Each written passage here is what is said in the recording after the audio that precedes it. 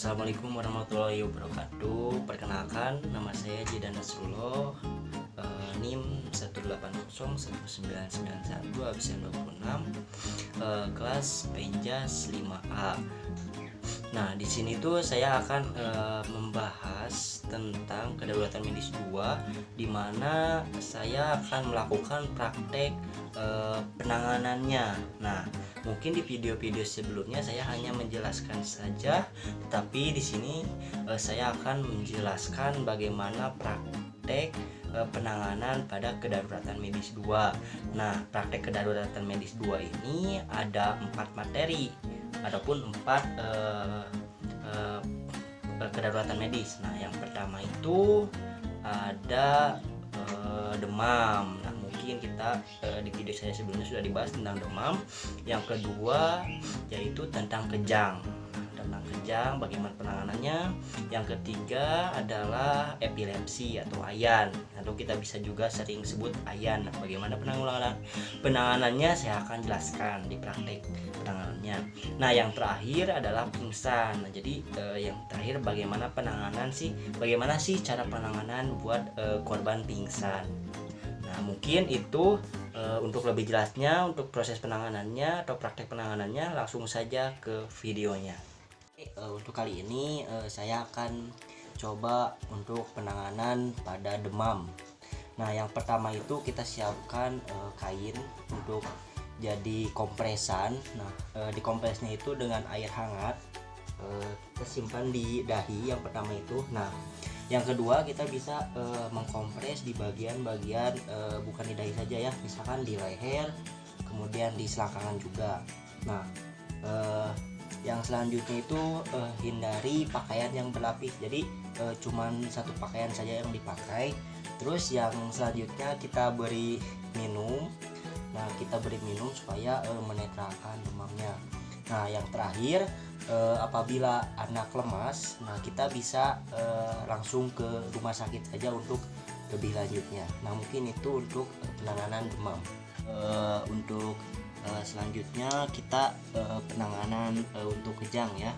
Nah, di sini tuh kejang itu banyak penyebabnya juga. Nah, yang pertama karena epilepsi, karena keracunan. Nah, untuk penanganannya kejang sendiri itu yang pertama itu jangan melawan kejang. Jadi jangan sampai ototnya itu kita nanti diregangkan ataupun dilawan gitu ya. Jadi jangan sampai yang kejang itu dilawan. Nah, kemudian yang kedua jangan menyumpal mulut ya, karena biasanya kalau kejang itu suka terbuka mulutnya. Jangan sampai kita menyumpal mulutnya. Nah, yang ketiga jaga pernapasannya. Jadi dijaga pernapasannya supaya tidak tersumbat dan orang yang kejang bisa melakukan pernapasan dengan normal.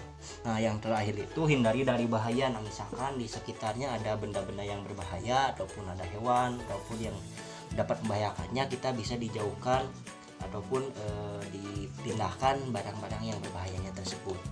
Nah, kita tunggu sampai kejang-kejangnya berhenti gitu ya. Nah, mungkin itu untuk kejang kita tidak melakukan banyak penanganan gitu ya, kita hanya membiarkannya saja. Nah, mungkin itu untuk penanganan pada kejang. Selanjutnya kita untuk penanganan epilepsi ya.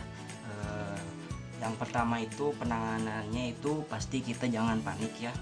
Nah, yang kedua periksa jika dia dalam keadaan yang aman gitu ya. Jangan sampai ada benda-benda berbahaya. Nah, yang kemudian jauhkan apabila ada benda-benda yang berbahaya gitu ataupun hewan yang bisa membahayakannya. Nah, kita jauhkan misalkan ada bunting ataupun pisau, seperti kita jauhkan dari korban.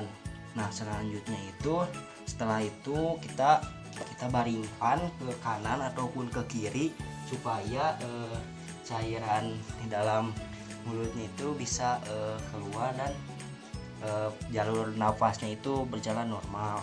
Nah, yang ketiga itu setelah melakukan kejang kita bisa lihat apakah korban masih bernapas ataupun tidak. Kalau misalkan tidak bernapas, kita bisa langsung dibawa ke IGD, ke rumah sakit atau ke rumah sakit saja. Nah, selama proses kejang ataupun epilepsi ini jangan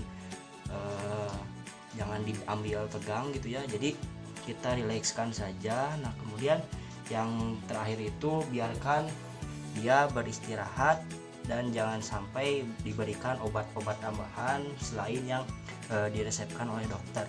Nah mungkin penanganan pada kejang ini sama seperti pada penanganan epilepsi ini sama seperti kejang ya, tidak banyak hal yang bisa kita lakukan, kita hanya membiarkannya saja dan menempatkan dia di tempat yang aman.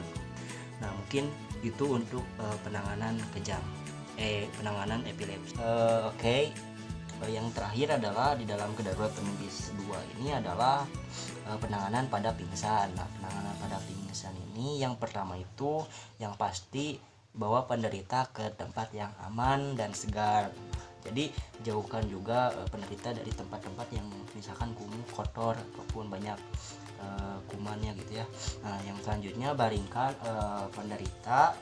Nah yang selanjutnya bila pucat tungkainya kita ditinggikan, jadi ataupun kita lakukan elevasi, jadi tungkainya kita lebih tinggikan dari jantung.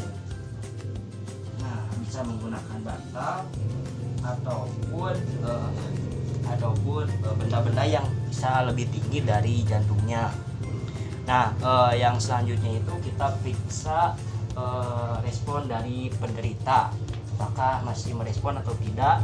Nah selanjutnya itu kita longgarkan pakaian yang dikenakannya.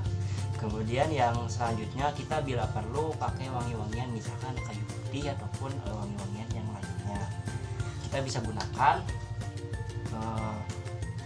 Nah mungkin kita bisa gunakan wangi-wangian seperti ini untuk korban. Selanjutnya itu kita bila pulih kita bisa berikan posisi recovery ataupun posisi yang membuat mereka nyaman. Nah selanjutnya yang terakhir, apabila sadar beri minum dan berikan makanan juga supaya penderita bisa kembali dengan normal gitu ya. Nah mungkin itu untuk penanganan pada pingsan. Oke, mungkin itu saja praktek penanganan dalam kedaruratan medis 2 ini. Semoga bermanfaat khususnya untuk diri saya sendiri, umumnya untuk kalian yang menonton. Terima kasih banyak. Mohon maaf apabila masih banyak kekurangan baik segi kata ataupun materi. Saya mohon maaf. Saya ucapkan terima kasih banyak. Wassalamualaikum warahmatullahi wabarakatuh.